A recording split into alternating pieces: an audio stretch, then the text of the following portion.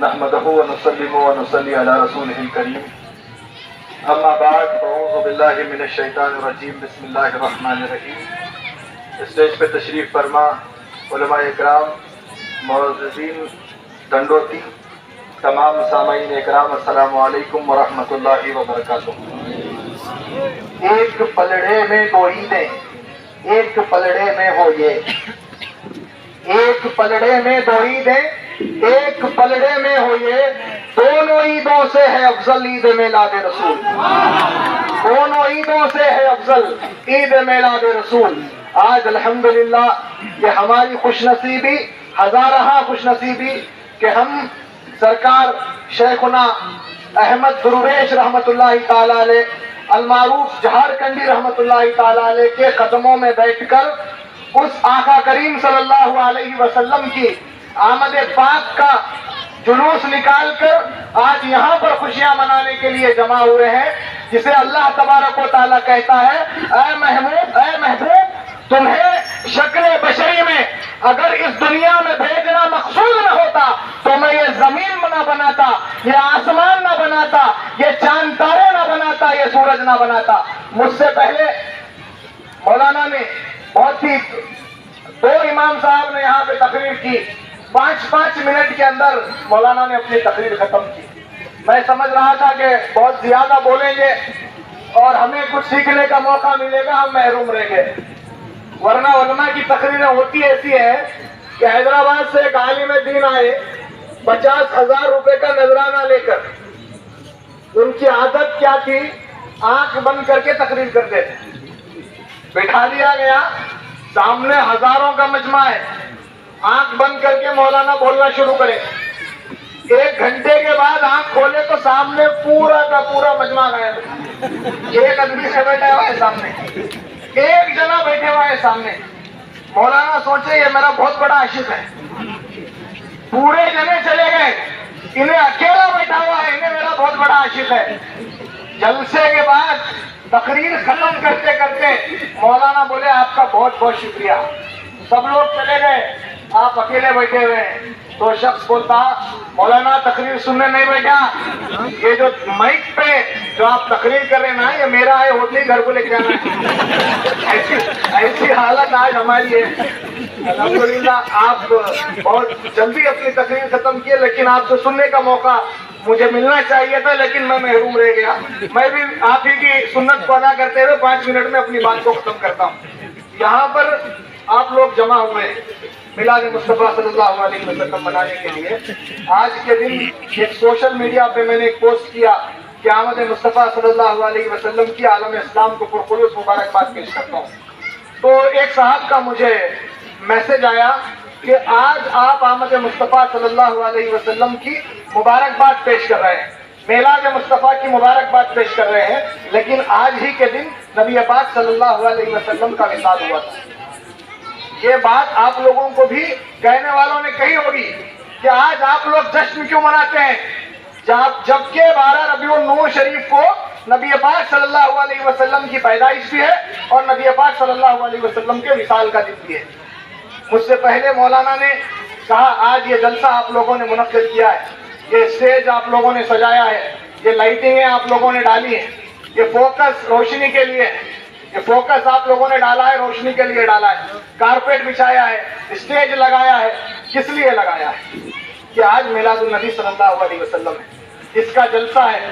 مولانا تشریف لانے والے ہیں، مولانا خطاب کریں گے، ہمیں کچھ سننے کا موقع ملے گا، ہم سنیں گے، گھروں کو کیا ہے معلوم، چلے جائیں گے۔ اب یہاں سے ایک نقطہ آپ لوگوں کو دیتا ہوں، مولانا کی ہی بات کو کنٹینیو کرتے ہوئے اپنی بات کرتا ہوں۔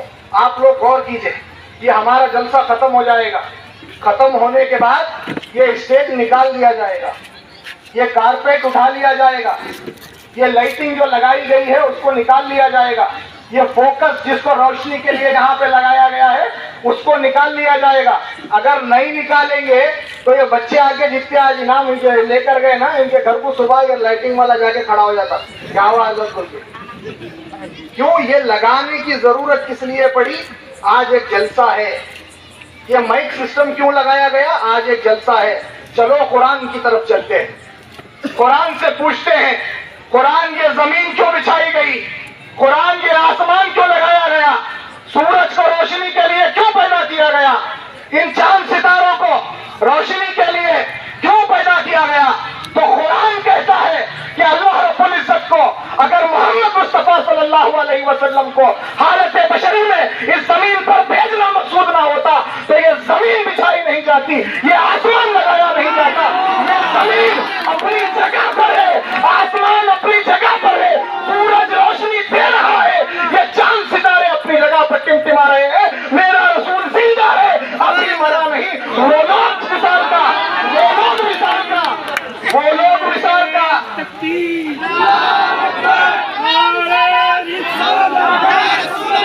سرکار کی آمد، سرکار کی آمد۔ اس بات کا ثبوت کہ زمین اپنی جگہ موجود، آسمان اپنی جگہ موجود، سورج چمک رہا ہے، یہ اس بات کا ثبوت ہے کہ میرا نبی ابھی زندہ ہے۔ وصال کی تکلیف و سوگ وہ بنا ہے جس کا نبی مر چکا ہے۔ ہم سوگ نہیں مناتے، ہم قیامت تک میلاد کا جشن مناتے ہیں۔ جب مر کے عاشق رسول کا یہ ایمان ہے کہ جب ٹنڈوتی کی سرزمین سے بعد نماز فجر بریلی کی سرزمین پر بیٹھ کے امام وقت نے جو سلام لکھا تھا، احمد رضا خان رحمت اللہ تعالیٰ علیہ نے جو سلام لکھا تھا، مصطفیٰ جان رحمت پہ لاکھوں سلام، شم بزم ہدایت پہ لاکھوں سلام، دور نزدیک کے سننے والے مکان کان لالک کرامت پہ لاکھوں سلام۔ ہم یہاں سے پکارے، وہ وہاں پر سنے، مصطفیٰ کی سماعت پہ لاکھوں سلام۔ ہمارا یہ عقیدہ جب تنڈوتی کی سرزمین سے عاشق رسول یہ سلام پڑھتا ہے، مدینے میں بیٹھے مصطفیٰ اسے سلام کا جواب دیتے۔ الحمدللہ ہم عاشق رسول ہیں، قیامت تک مناتے رہیں گے۔ مر کے جب زمین کے اندر جائیں گے، جب سوال ہوگا کون تقول فی ھذا الرجل، بتا اس شخص کے بارے میں، اس نورانی چہرے کے بارے میں، اس پیغمبر کے بارے میں کیا کہا کرتا تھا، تو عاشق رسول کہے گا مصطفیٰ جان رحمت پہ لاکھوں سلام، شم بزم ہدایت پہ لاکھوں سلام۔ یہ وہی نبی ہے جن کی پیدائش کا جشن میں ٹنڈوتی کی سرزمین پر منایا کرتا ہوں۔ مبارکباد دیتا ہوں آپ لوگوں کو کہ آپ لوگوں نے ایک جشن منایا، میلاد کیا، لیکن افسوس بھی اس بات کا ہے کہ ہم لوگوں نے اس کو صرف روایت بنا کے رکھا ہے۔ نوجوانوں، اپنے ضمیر کو حاضر ناظر جان کر کہنا، اپنے ضمیر کو حاضر ناظر جان کر کہنا، کتنے مہینے ہوئے فجر کی نماز بجماعت ادا کی ہوگی؟ کتنے مہینے ہوئے 5 وقت کی نماز مسجد میں جا کے ادا کی ہوگی؟ آج معاشرے کی حالت یہ ہے کہ نماز جمعہ کی توفیق بھی آج مسلمانوں کو، نوجوانوں کو نہیں ہے۔ ہم جھنڈے اٹھا کر نبی آخر الزمان صلی اللہ علیہ وسلم کی آمد پاک کا جشن منا رہے ہیں، نعرہ رسالت یا رسول اللہ کے نعرے لگا رہے ہیں، لیکن نبی پاک صلی اللہ علیہ وسلم کو معراج کے دن اللہ رب العزت نے عرش معلیٰ پہ بلا کر کیا تحفہ دیا؟ نبی پاک صلی اللہ علیہ وسلم اپنے گھر میں آرام فرما رہے ہیں، عرش معلیٰ پہ مولا کہتا ہے جبرائیل شان رسالت میں حاضر ہونا، ادب سے کھڑے ہونا، سلام عرض کرنا اور کہنا یا رسول اللہ اللہ نے سلام بھیجا ہے اور اللہ ملاقات کا خواہش مند ہے، اللہ ملاقات کی خواہش رکھتا ہے۔ جبرائیل تشریف لاتے ہیں، نبی پاک سو رہے ہیں، ادب کا مقام دیکھیے، جبرائیل تشریف لاتے ہیں، جبرائیل چوڑی کا بچہ نہیں ہے، جبرائیل کسی چوڑی کے بچے کا نام نہیں، قرآن کہتا ہے جبرائیل وہ فرشتہ جس کے پیر 7 زمین نیچے تو سر 7 آسمانوں پر، ایک پر کھول لے تو آدھی دنیا کو اپنے آغوش میں لے لے، دوسرا پر کھول لے تو آدھی دنیا کو اپنے آغوش میں لے لے، یعنی دونوں پر جبرائیل اگر کھول لے تو پورے دنیا کو اپنے آغوش میں لے لے۔ وہ فرشتہ نبی پاک صلی اللہ علیہ وسلم کے قدم مبارک کے پاس کھڑا ہے، نبی پاک سو اٹھانے کی جرت نہیں, ہاتھ لگانے کی جرت نہیں, کہیں بے ادبی نہ ہو جائے, شان رسالت میں کہیں بے ادبی نہ ہو جائے. اپنا گال نبی پاک صلی اللہ علیہ وسلم کی ایڑی کو لگاتے ہیں, ایڑی کو لگاتے ہیں تاکہ کافور کی ٹھنڈک سے سرکار اٹھ جائیں. اٹھنے کے بعد کہتے ہیں یا رسول اللہ, اللہ نے سلام بھیجا ہے, میرے نبی کا مرتبہ. کہتے ہیں یا رسول اللہ, اللہ نے سلام بھیجا ہے, اللہ ملاقات کی خواہش رکھتا ہے, اللہ ملنا چاہتا ہے. اگر اللہ محدودیت سے پاک ہے, اللہ مکانیت سے پاک ہے, اللہ کو اگر ملنا ہے تو مقام مصطفیٰ میں بھی ملاقات ہو سکتی ہے. لیکن عرش معلیٰ پہ بلانا کس لیے تھا؟ کہ رہتی دنیا کو, آنے والی قیامت تک کے انسانوں کو مقام مصطفیٰ بتایا جا سکے, مقام مصطفیٰ بتایا جا سکے. کوہ طور پہ کھڑے ہو کے موسیٰ کہتے ہیں مولا تجھے دیکھنا ہے. مولا کہتا ہے موسیٰ کلیم اللہ تو دیکھ نہیں سکتا, تو دیکھ نہیں سکتا. ایک جھلک کوہ طور پہ ڈالی تو موسیٰ کئی مہینوں تک آف ہو گئے, بے ہوش ہو گئے. اب مولا نبی پاک صلی اللہ علیہ وسلم کو بلا رہا ہے. جبرائیل لے کے نکلے ہیں, جبرائیل لے کے نکلے, سدرۃ المنتہا پہ پہنچے. جبرائیل رک گئے. مولانا اگر کچھ غلطی تو میں طالب علم ہوں, میں کوئی عالم دین نہیں, کتابوں سے پڑھ کے سیکھتا ہوں, بولنے کی حیثیت نہیں ہے, بولنے کے لیے کھڑا کیا گیا ہے, آپ کے اجازت سے بول رہا ہوں. رک گئے, رک کر کہتے ہیں یا رسول اللہ, اس کے آگے نہیں جا سکتا, اس کے آگے آپ کو جانا پڑے گا. سدرۃ المنتہا پہ جبرائیل کہتے ہیں یا رسول اللہ اس کے آگے نہیں جا سکتا. نبی پاک صلی اللہ علیہ وسلم کہتے ہیں جبرائیل چل, جبرائیل چل. جبرائیل کہتے ہیں یا رسول اللہ جا نہیں سکتا. شاعر ایک عاشق رسول کا دل مچل اٹھا, اس نے کہا نالین پکڑ لیتے, عرش چلے جاتے.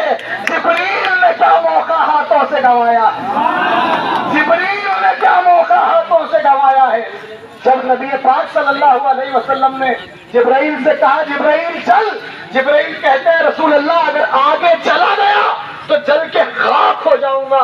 تو نبی پاک صلی اللہ علیہ وسلم مقام ادب کے تقاضے میں اپنی نالین اتارنے کے لیے اپنے ختم مبارک کو جب آگے بڑھاتے ہیں, عرش معلیٰ سے میرا مولا پکارتا ہے یا اے رسول اپنی نالین سمیت چلے آؤ, یہ تمہارا مقام ہے, تمہارے مقام کو بتانے کے لیے.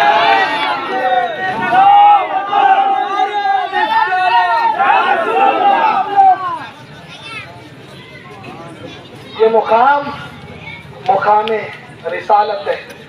قیامت کے دن تمام انبیاء اکرام اللہ رب العزت کی کرسی کے سیدھے جانب بیٹھے ہوں گے.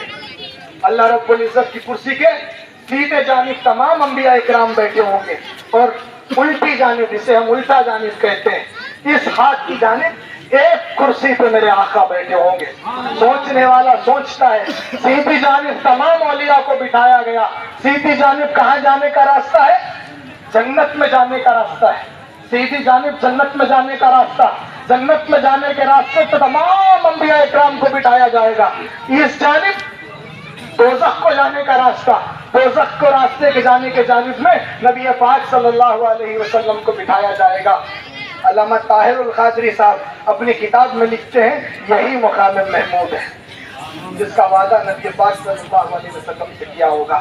قیامت کے دن نفس نفسی کا عالم ہوگا, سوائے میرے رسول کے کسی رسول کو اختیار نہیں ہوگا کہ کسی کو لے کر ہاتھ پکڑ کر دوزخ سے پھرا کے جنت کی جانب کر سکے. نبی کو اس جانب اس لیے بٹھایا جائے گا جب ان کا امتی دوزخ کی جانب چلے گا, نبی پاک کے چہرے کو دیکھے گا, کہے گا یا رسول اللہ آپ کا نام لیا کرتا تھا, آپ کو پکارا کرتا تھا, آپ کا امتی تھا. تو نبی پاک اللہ کی بارگاہ میں کہیں گے مولا اس سے گناہوں کو نہ دیکھ, میری صورت کو دیکھ کے اس کی بخشش فرما دے. اللہ رب العزت وہاں سے پھیر دیا جائے گا اور جنت کو بھیج دیا جائے گا. جب وہ مقام دیکھا جائے گا نا تو یہاں پہ نہیں ماننے والے بھی وہاں پہ ماننا شروع کر دیں گے. یہاں پہ نہیں ماننے والے بھی وہاں پہ ماننا شروع کر دیں گے. شاعر نے کہا آج لے ان کی پناہ, آج مدد مانگ ان سے. شاعر کہتا بے ساختہ کہتا ہے آج لے ان کی پناہ, آج مدد مانگ ان سے. کل نہ مانیں گے قیامت کو اگر مان گیا, کل نہ مانیں گے قیامت کو اگر مان گیا. یا رسول اللہ, یقیناً نماز آپ کی ٹھنڈک ہم سے چھوٹ رہی ہے. یا رسول اللہ, یقیناً آپ کی سنتیں ہم سے چھوٹ رہی ہیں, لیکن آپ کی غلامی کا پٹا ہم نے اپنی گردنوں میں ڈالا ہوا ہے. آج اس ولی کامل کی بارگاہ میں ان کے قدموں میں کھڑے ہو کر اسی دعا کو آپ کے سامنے پیش کرتے ہیں کہ یا رسول اللہ, آگے آنے والی زندگی میں ہدایت نصیب فرما دیجیے, نگاہ کرم فرما دیجیے. نوجوانوں کو جو گمراہی کی طرف جا رہے ہیں, نوجوانوں یاد رکھو, آج کے دن نبی کی میلاد منانا بہت بڑی افضلیت کا کام, لیکن رات میں جا کے سو کے کل 12 بجے اٹھنا اتنے ہی بڑے گناہ کا کام ہے. نبی پاک صلی اللہ علیہ وسلم کی آنکھوں کی ٹھنڈک نماز ہے. ہم اس نماز کو کیا کر رہے ہیں, چھوڑ رہے ہیں, بے دھڑلے سے چھوڑ رہے ہیں. آج ہی عہد کرو نماز عشاء انشاءاللہ جماعت بنا کر باجماعت ادا کریں گے اور نبی پاک صلی اللہ علیہ وسلم کی آنکھوں کی ٹھنڈک پہنچائیں گے. اور آج سے ہی عہد کر لو, یہ جو رسم و رواج ہم نے قائم کر رکھے ہیں, یہ جو ڈی جے بجا کر, یہ جو گانے لگا کر گانوں کی طرز پہ ناچنے کا کلچر آج ہمارے اندر آیا ہے, یہ اہل سنت نہیں. بڑے سخت جملے کہہ رہا ہوں, آپ لوگوں کو برے لگتے ہیں تو لگنے دیجئے. ممبر رسول پہ کھڑا کیا گیا, بولنے کو کہا گیا, لیکن بولوں گا تو حق بولوں گا. یہ میلاد نہیں ہے. میلاد کے دن جب نوجوان نکلے جلوس میلاد النبی میں باوضو نکلے, آنکھ نیچے ہو اور اپنے زبان سے یا رسول اللہ کا نعرہ لگاتے ہوئے نکلے. زمانہ دیکھے تو کہے آج 1400 سال کے بعد غلام کی یہ حالت ہے, تو 1400 سال پہلے آقا دو جہاں رسول اللہ صلی اللہ علیہ وسلم کی حالت ہے.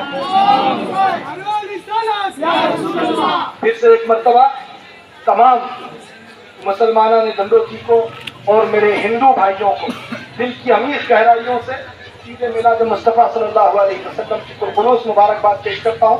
اور ساتھ ہی ساتھ ہمارے ہندو بھائیوں کا ایک فیسٹیول گنیش چترتھی کا بھی آج اختتام ہے, گنیش وسرجن ہے, اس کی بھی مبارکباد دل کی عمیق گہرائیوں سے پیش کرتا ہوں. السلام علیکم ورحمۃ اللہ وبرکاتہ. سبحان اللہ.